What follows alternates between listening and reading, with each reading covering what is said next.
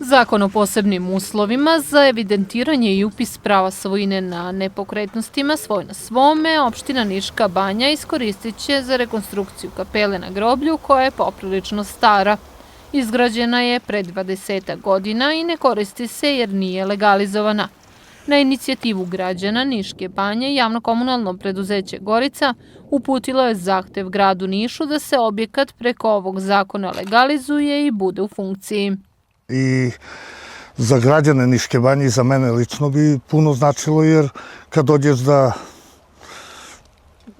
kad je najveća tuga ili šta već, dođeš, nema gde da se održi parastos i to da sahraniš čoveka, da bude to normalno, jer tu su vremenski uslovi vrlo loši. Za Goricu to znači da se omogućuje da se dostojanstveno i na jedan kulturan način obavi taj proces sahrane i pravoslavni obred koji se pre sahrane vrši, da postoji mogućnost da se u ovom objektu to radi kada i vremenski uslovi nisu povoljni da se to radi na otvorenom.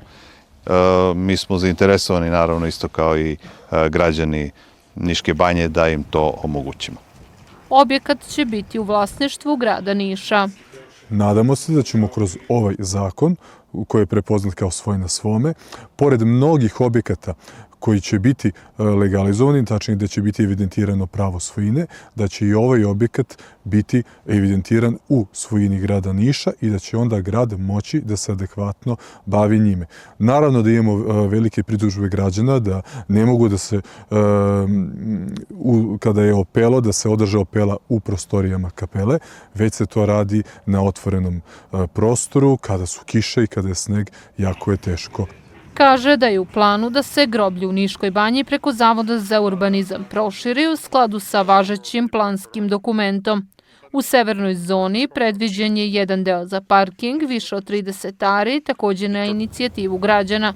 Javno-komunalno preduzeće Gorica je preko zakona svoj na svome podnelo zahtev za legalizaciju svih svojih objekata koji nisu legalizovani.